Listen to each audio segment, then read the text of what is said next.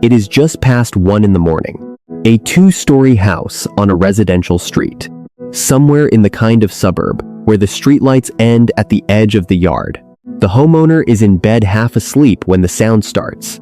It is not loud. That is the first thing that strikes him. It is not a thump or a crash. It is a series of small, deliberate footsteps moving across the roof above his bedroom, slow enough that he can almost count them. Pause. 4 steps. Pause. 3 more. A scratch brief, then gone. Silence. He lies there listening. His phone says 1:14 a.m. The motion light on the side of the house clicks on, sending a faint yellow glow across the curtains. He waits. The footsteps move again, this time toward the back of the house, toward the gutter that runs along the kitchen. Then they stop entirely. For a long moment, there is nothing but the hum of the refrigerator 2 floors down, and the sound of his own breathing. And then from somewhere over the eaves, a soft snuffling. Something is investigating. I want to spend the next few minutes walking through exactly what that homeowner was probably hearing. Here is the thing most people get wrong about raccoons on rooftops. They think the animal is lost, or they think it is right at that moment tearing the house apart. Both reactions are common, and both miss what is usually happening. A roof to a raccoon is not an accident. It is one of the most useful places in the entire suburban landscape. From up there, the animal can see further. It can travel without crossing dog territory. It can move from one yard to the next without ever touching the ground. And if the roof leads somewhere warm and quiet, it can sometimes find shelter. Wildlife managers who deal with these calls for a living have come to think about roofs in 3 ways. A roof can be a route, a place the raccoon is simply passing through on its way to somewhere else. It can be a lookout, a high point where the animal pauses to assess. Or it can be a checkpoint for shelter, somewhere it tests with its nose and its hands whether there is a way inside. Most nights on most roofs, what is happening is the first one. The animal is moving through. But there is a meaningful minority of nights where it is doing one of the other 2 things. And learning to tell the difference is the difference between an interesting story to tell at work and a several $1,000 attic repair. So let me walk through how you read those sounds, what they mean, what signs to look for in the morning, and just as importantly, what not to do in the moment. To understand why a raccoon is on your roof at all, you have to understand the way it sees your neighborhood. A suburban yard from ground level looks like a series of fences and lawns. From a raccoon's perspective, and I am using perspective loosely here, because we cannot crawl inside its head, the world is layered differently. There is the ground, yes. But above the ground, there is a second world made of branches, fence tops, low roof lines, garage ridges, and the gaps between trees. Adult raccoons routinely use that upper world as a travel network because it solves a problem the ground level does not. Dogs.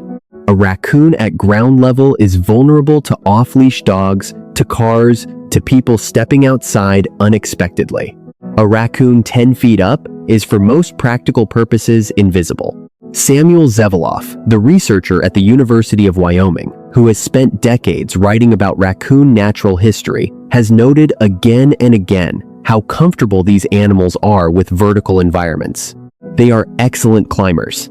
They have rotating hind feet that allow them to descend head first down a tree, which most mammals their size cannot do. The roof of your house from their point of view is not unusual terrain. It is just terrain that happens to be near food and shelter. Here is where the story gets interesting. The roof is rarely the destination on its own. The roof is usually connected to something. A tree branch that overhangs the gutter. A wooden fence that meets the side of the garage. A neighbor's roof lower than yours that creates a stepping stone from one block to the next.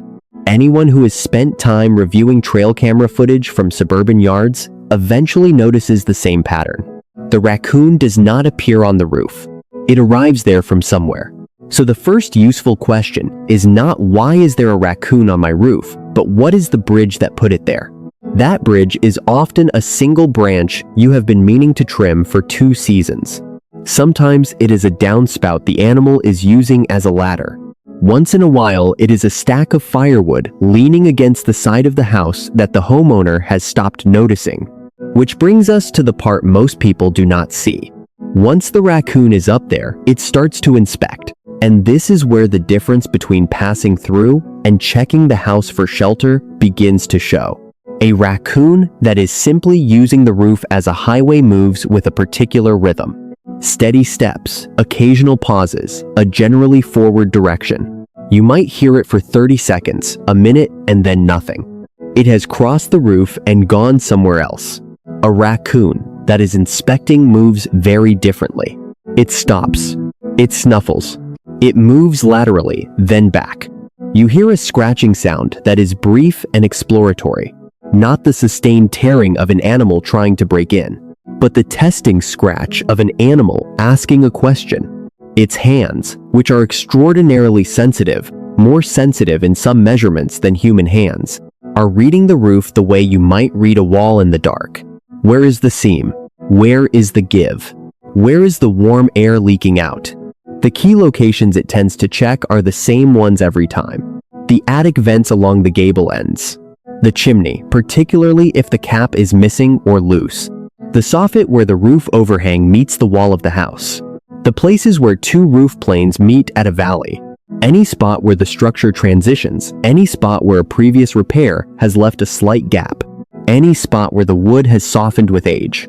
These are the places where the animal lingers. And here is the detail worth pausing on. A raccoon that is inspecting once is curious. A raccoon that returns to the same spot on the same roof across multiple nights is something else. There is one more layer to this, and it has to do with the time of year.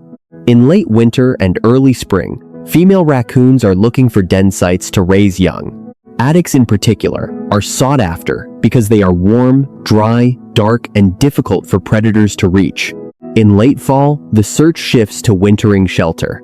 These two windows, roughly February through April and roughly October through November, are when roof inspection behavior tends to escalate from curiosity to commitment. The honest answer, though, carries within it a refusal to be too clean. What that raccoon on your roof tonight is doing could be three different things. It might be moving through on a route that connects your yard to the next. It might be pausing to assess using your roof as a lookout. Or it might be testing whether your attic has a way in. From the sound alone in the dark, you cannot always tell which. What you can do is wait for morning and read the rest of the story in daylight. So let us come back to the homeowner in the opening. The one lying in bed at 1:14 a.m., listening to small footsteps move across his roof. He did the right thing without knowing it. He stayed inside. He did not grab a flashlight and step into the yard. He did not open the attic hatch. He did not try to scare the animal off the roof. A raccoon on a roof is almost always an animal that wants to be left alone. Cornered raccoons, particularly ones cornered at height with nowhere to retreat, are the rare ones that become defensive. The roof is not the place to confront wildlife. And you on a ladder at 1 in the morning are not the person to do it. More homeowners are injured every year falling off ladders during wildlife encounters than are injured by the wildlife itself.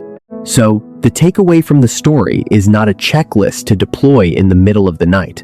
It is something to do the next morning in daylight from the ground.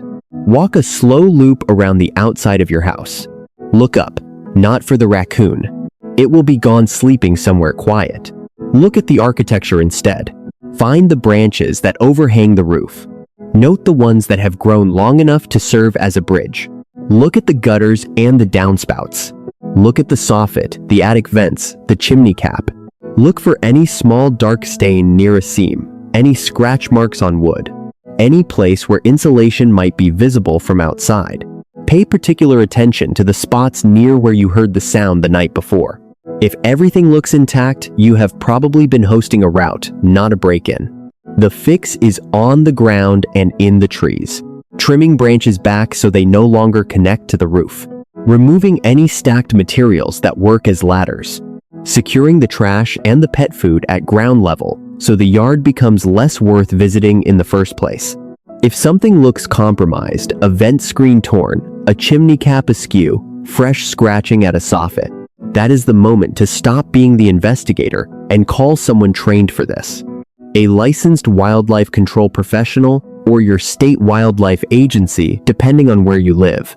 Not pest control in the insect sense. Wildlife specifically. They know how to assess whether anything is already inside and how to handle it without harming the animal or making the problem worse. Tonight, if the footsteps come back, you will hear them differently. You will know the roof is a road. You will know the pauses are questions. And you will know that the most important part of the story, the part you actually have control over, happens in the morning on the ground with your eyes up.